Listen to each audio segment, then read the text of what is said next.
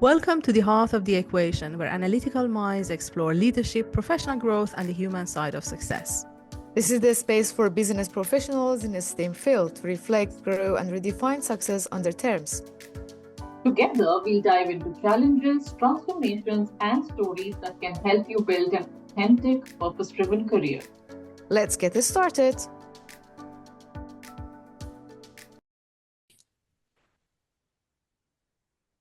Hello, everyone. We're back to you with another episode of The Heart of the Equation. In this episode, it's me, Sara, and Anisa. And today we want to talk about creativity and innovation. Are they just buzzwords for the corporations, for the marketing, or do they really mean something? And is it really good to be innovative? Do you want to be innovative? What's getting in the way? And we have so many questions and not always the answers, but we thought so many people would benefit from this conversation. So we decided to get on and choose this topic for today's. Anisa, would you like to start? Because you suggested this, I think. I love this topic. Thank you, Sara. So I think just in a reflection on what is creativity and innovation can be beneficial maybe at the beginning. Many people, when you talk about creativity, they think of artists. So maybe we can start with this message that creativity is not only for artists. Yeah. Yes, you're right, actually. What it is, it means differently to different people. And it's always, I look back at myself in my corporate time, because right now I run my own business. I'm kind of forced to be creative, even if I don't want to. So it's a little bit different in the entrepreneurial context. You just have to constantly think out of the box. You have to constantly think like, how can I save some costs here? How can I create more income here? How can I do this thing more effectively and efficiently? Because you get really busy. So you're kind of forced to do this. But I look back at myself in my corporate time, also at clients, the problems they bring in. I think it means differently to different people, but it's the capacity to have this flow of ideas, I think. That sort of moment in your head, in that light bulb moment that you think, oh, there is a different way of doing things. I think it's that. It's all down to that. And of course, some people are better at visualizing, imagining, like creating a picture right away. And some people are, it slowly comes to them. It's different for different people. I really like that definition, the flow of ideas that comes to your mind to solve something. It is so interesting when we look at back this story. I'm sure you have, and also our audience have many examples of someone who wanted to invent something or create something for a certain purpose. And even it went wrongly and something better has been created, right? Yeah. Which has become very useful and very famous. So maybe you know the story of Post-it. No, I don't The know. Post-it that we are using it daily was invented accidentally.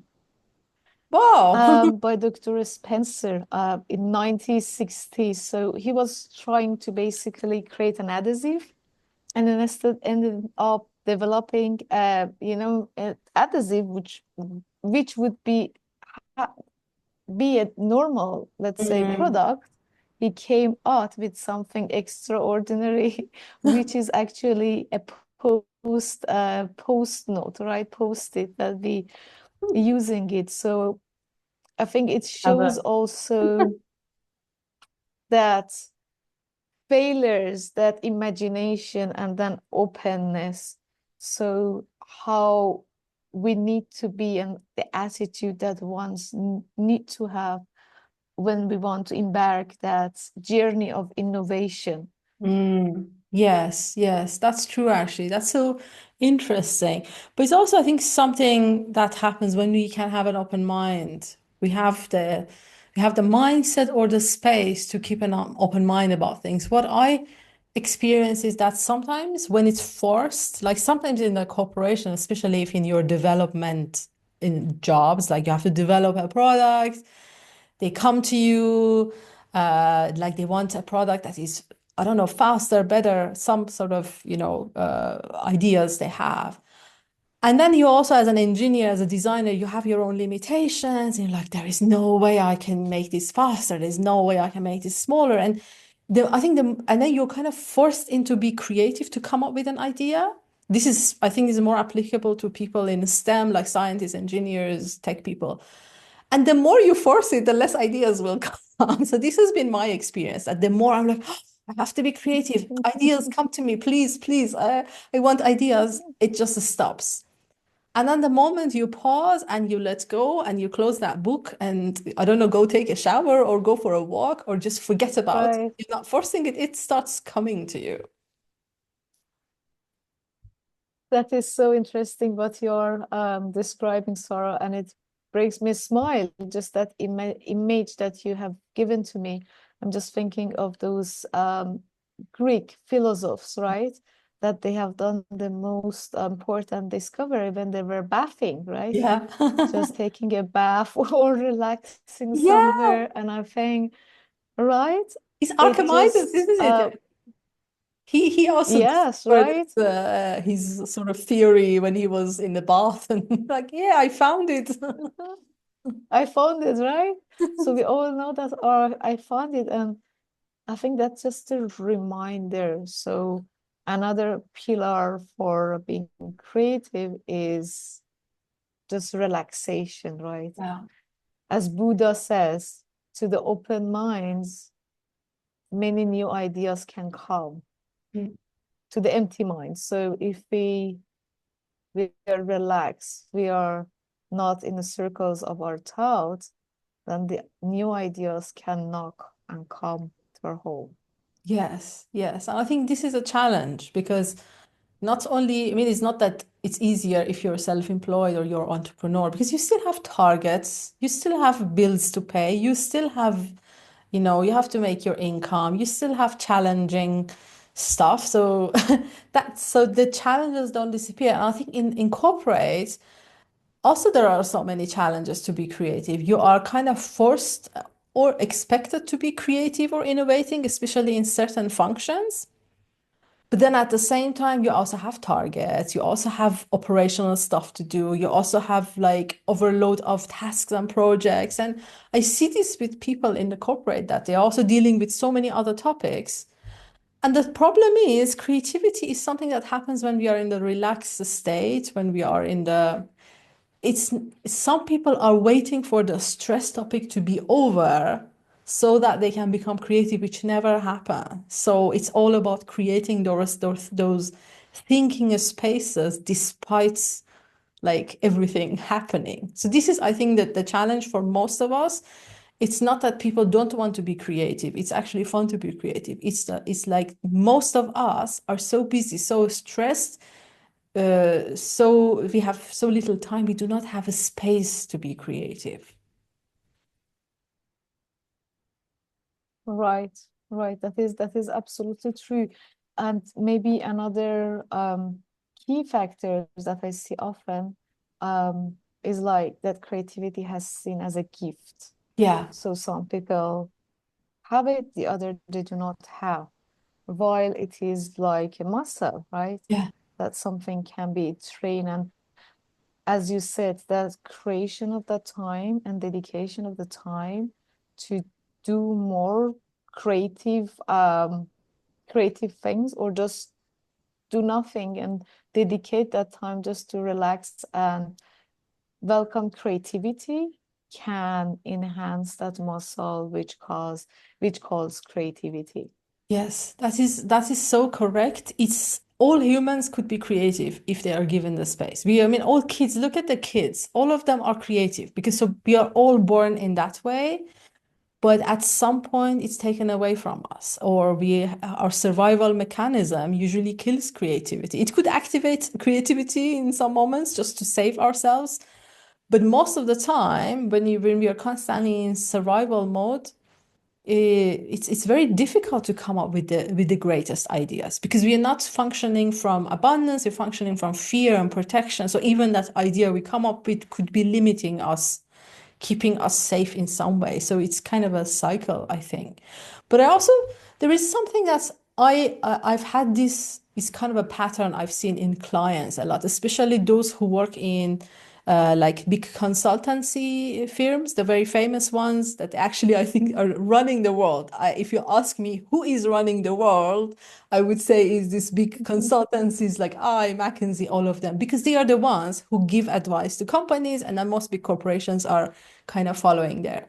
So the environment, the people who work there are mostly very smart people, very creative people. The interview process, you can't just, not everyone can go work there. But what I also hear from some of my clients who work for these kind of companies is that the amount of micromanaging that is happening. That's, every presentation report that needs to be made has to be checked so many times. And actually, they don't have the space to be as creative as they wished they could be because, the presentation has to happen around like there's a deadline, there's so much that needs to be done. There is no they cannot risk mistakes. So what happens in these big corporations is that they create a lot of processes. So you have to follow the processes, and then you feel like a cog in the wheel, and then slowly you also lose your creative power. So some people are still very good at keeping that creativity despite being in these environments. But a lot of people are challenged. I hear that from a lot of people, not only for consultants, but different companies that I've lost my creativity because I just have to create something or do something that fits in this system to deliver.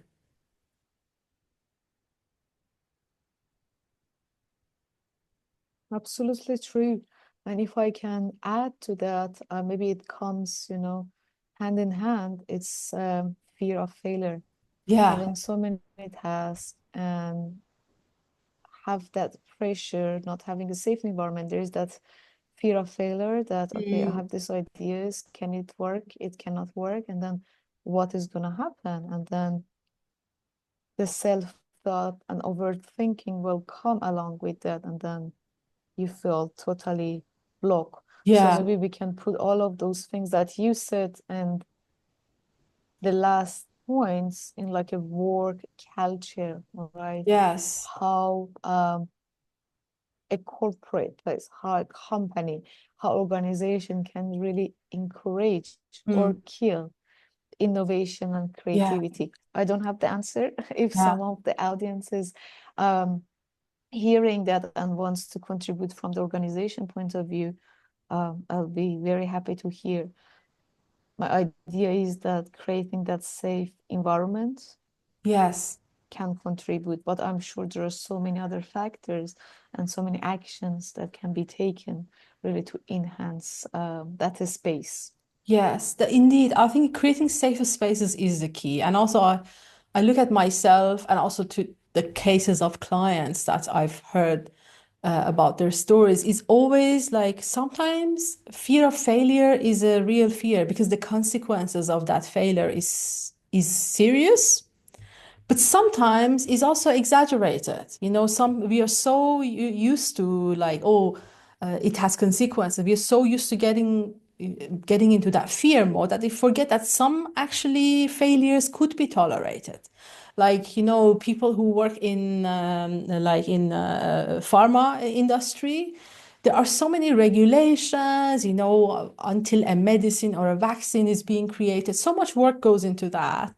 And I worked with a number of scientists. I found it quite fascinating because I don't come from this industry. I didn't know about it. And they were all of them sharing that they feel so responsible about everything they put into that process because it's going to save lives or it's going to kill people or it affects life. But I was like, but you're not the only one in that process. It's a team. Why are you taking so much responsibility for that?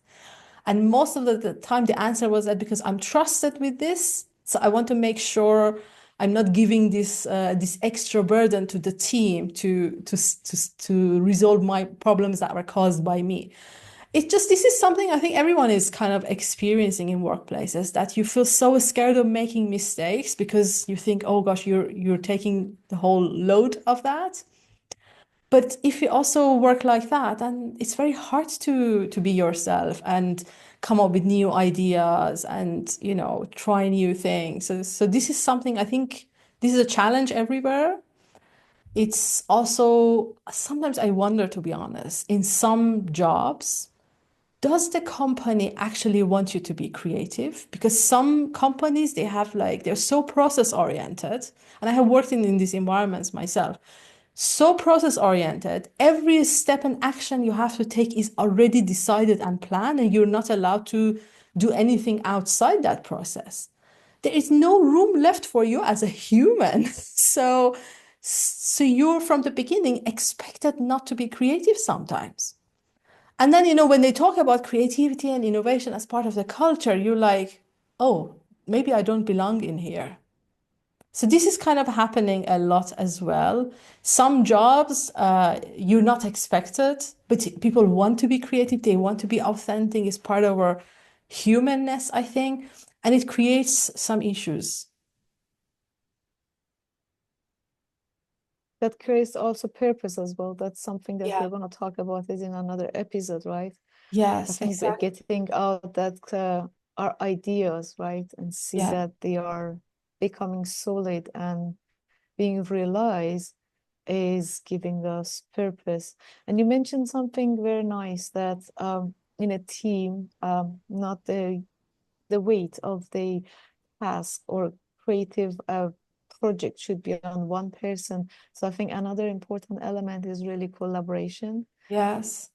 Bring the ideas together, mind mapping, see different solutions from different people. And while you are hearing to each Mm. other, the new solution will come. It's like what we do for podcasts, right? You Yeah. say something, Pragati says something, I come with an idea. So we fire up, let's say, the creativity of each other. So collaboration is another tool that I believe is very Yeah. important for creativity and innovation, actually. Yes, that's a great point. And also, even with our podcast, sometimes we don't know what we want to talk about, and we just sat down together and we kind of bounce ideas, and then it comes together. So it's not that I sit in my own room, the light bulb happens in my head, or you get it. We talk together because we That's can true, also yes. activate creativity in each other. And also to add to what you shared about that collaboration, is I think this is actually improving in a lot of workplaces, but the culture of finger pointing, like sometimes some project, especially like in a stressful, I mean, I come from supply chain and logistics, all my examples are going to be production related, but sometimes it gets really stressful. You have a deadline, it's so much goes into the product to come to life. And there is no room for things going wrong. So when something goes wrong, sometimes I've seen people are looking for the root cause of the problem, like, oh, she did that. It's because the marketing said that, but that doesn't work. And then the production had problem with this, is always trying to look for whose fault it is. It's going to also block all of that. And this is, of course, is a workplace culture thing. You can't expect people also want to protect themselves, of course. So this is something that needs to be in the workplace, that you as a team are being celebrated, and we are here to support each other. And when someone has, everybody makes mistakes. So instead of looking for like the person who caused all of it, because all of us are holy and we never make mistakes and we're all perfect, it's just this habit needs to change, I think. I think once this changes, people feel more comfortable to also like, oh, sorry, I missed this. How you can help me, how I can help you. Then things become much easier. I love that point. I love that, Sarah. So if I can put that is like summarize what you said is allow to experiment, Yeah. allow to failure rather than to seek perfection, because then we are lost basically. And the way we thought we get anywhere, we just get overhugged, right? Yeah. Yes. It's also, sometimes let go of the control, which is a difficult thing to say, especially in the large corporations. I've never worked for tiny companies. It was mostly big companies. And especially when someone is like a new team leader or the first time team leader, first time project manager, it's a new experience for them. And the first place they go to when things get messy is control.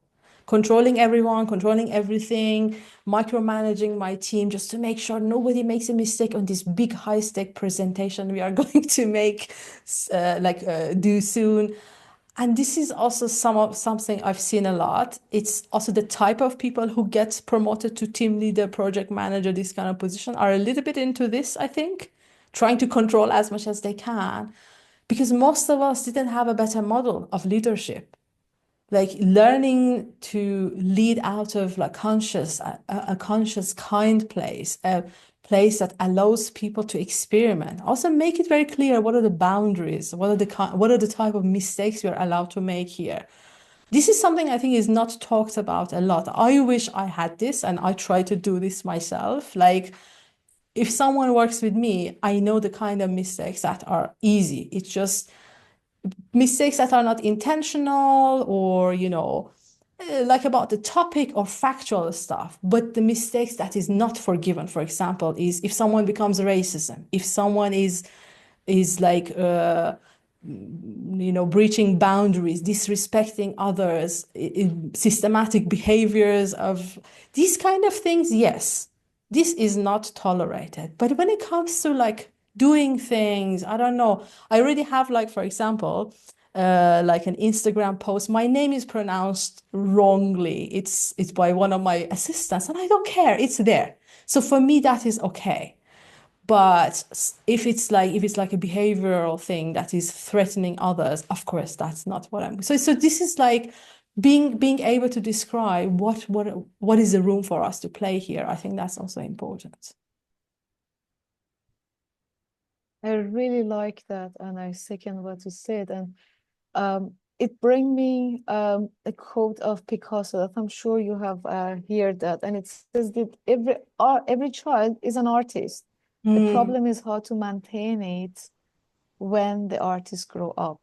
Yeah. And it is a quite deep quote because it's talking that creativity is natural, and it is fears and self-doubts that it is blocking that, right? Yes. And also analyzing what a child has is playfulness. So embrace that playfulness. Why we enjoy creating this podcast, because it is very playful. Yeah. Right? That is playful. We allow that, we make mistake, we have failures. We do not record it multiple times, even if we pronounce something, wrongly. English is not our mother tongue. So we go on. And I think that playfulness is also allow that we can express ourselves, right? And then again, that muscle of creativity would become big and bigger. Yes, exactly. It's actually, you said it beautifully, playfulness. That's exactly what it is. And also creativity is part of our humanness, it's part of our authentic way of being. And when we cannot be authentic most of the time, we start to have problems. Most of the time, mental health problems, when people feel they've lost purpose, burnout, the stuckness, all of that is most of the time is down to the, like, we are not able to show up as authentically as we want to. It's suppressed. So we start to have problems. And creativity is part of that. Something I'm getting, I mean, we talked about it earlier, I'm getting a lot these days is like, among friends and colleagues and people who know me who want to quit their corporate jobs and start a new business. Some of them want to become coaches or what other things. They just want to run away from that space that has not allowed them to be their creative selves, to start what they want. And most of the time is down to they are looking for this full ownership of their creativity. They want to have a space to play with what they want. They were not given that. And sometimes I unfortunately, my answer sometimes is disappointing to them because, of course, running your own business and creating the income is not as easy as that. There are a lot of not creative things I have to do most of the time. So just being realistic about it, but I also see this thirst, this hunger that I just want to have this space. And they think by escaping, they will find it. So this is something I think people want to be creative, but unfortunately, our workplace, the culture, it needs some work to do. and so that people can experience and bring out their talents, bring out their best, show up in their genius. So yeah, this is what I can think of. And also, we don't have answers. We don't really know these discussions we had today. I really want to know if someone who's listening to this, they are a team leader or a decision maker who can influence the company culture. Do you really want your employees to be creative? I would love to know about that. And in what ways do you want them to be creative? And what are you And doing? what are the things exactly? Exactly. What are the things that they are doing, that you are doing basically to enhance that creativity, right? Yes, yeah, because it cannot be, this is something a lot of companies do. You cannot send your team to a nice event in a mountain, which we have a lot of it in Switzerland. We love team events. Going to this beautiful mountain retreat, all the teams sit together, meditate, do all the gimmicky stuff to be more creative. And then we come back to the office, the same restrictive habits and processes that won't let you be creative. So the solution to this problem is not another retreat, another plaster to the problem, is really what are you changing in the workplace culture in It's a action and work not in the culture, workplace presentations, culture. in Yes. the habit of the team leaders, in the way you manage projects, in the way you handle meetings, that people are actually encouraged to be creative, feel safe to be creative. Absolutely, absolutely. From my experience, I can say for the corporate companies that I work until now, um, I could find rooms for creativity, and especially maybe because of the habits and attitudes of my line Mm. managers. Yes, So I yes. can say that I was lucky. So when I joined every team, they asked me, now you have a new eyes, right? Mm, Exactly that new eyes, that stepping back, right? That is another pillar of creativity, step back. So you have a new eye, see where it doesn't work. yeah. So I just enjoy to find those things out, present, and have the ideas of the stakeholders as well, right? To see with their eyes as well, and that through collaboration we could change some stuff. And to be honest, some of those creative things can be also very small things Yeah. that can have a big impact. It might not be a big process that you're going to change or a step in production, but it can be very small things in your office area. I Mm. have a good example. In one of the company that I work, we had a coffee machine that it was using capsules. So I was suffering that why should we use capsules, Maybe it's good for health, maybe it's not, I don't know. But we are producing loads of materials that we need to, it cannot be maybe recycled. So basically lots of rubbish, let's say. And Mm. I came with the idea that we buy a new coffee machine. So I went through the process. I had to present that, right? Well, my job was something else. I was a project manager. I was doing my projects, bringing forward my launches. But I really had in my heart to present that project for coffee machines. So at the end, I could convince them. So I could have a budget. Of course, comparing to the large project is nothing. But again, I'm very happy that I could do that. And then we had a coffee machine with beans. So we got rid of the capsules, and I could show them basically that it is healthier, we don't have rubbish, and we save. Yeah. So I think that showcasing and communication is also kind of important in creativity and innovation. So maybe if you're in corporate and you want to be creative, you want to do something, can just look around and see what around you needs a new solution. So you can start from that is small. And I'm sure that you give the satisfaction anyway. The satisfaction that yes, that is my idea. It has been appreciated. I could go on and I could do something good. Yeah, I like how you took initiative of that. It's everyone, there is something for everyone. Yes, that was really beautiful and you were excited about it and you took time for it, which not everybody does probably. So that was a great example. Thank you. Yeah, thank you. Yeah, so this was what we could add to this. I don't know, Anisa, if you have anything else before we say goodbye to our listeners. Maybe just what I do for myself as a personal share. Just create something small every day to be creative, whatever it is. Just change your routine or change something in a life, and then I'm sure that you can bring it slowly to the workplace. I love that. And then again, if you are a leader or HR's team leader, we love to hearing from you about this topic. Yes, exactly. Please, if you're listening and you're in HR or a team or a line manager or anything, anybody who has an idea about this, please let us know. We would love to hear what you think about this. Thank you very much. So thank you, Anisa. I really loved your ideas, and it was very, very interesting topic to talk about. Really enjoyed it. And thank you, everyone who listened to us. Bye for now. Thank you. Bye. Bye.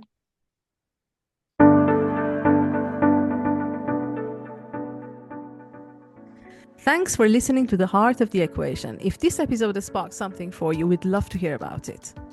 Be sure to subscribe, leave a review, and connect with us on LinkedIn and Instagram to continue the conversation.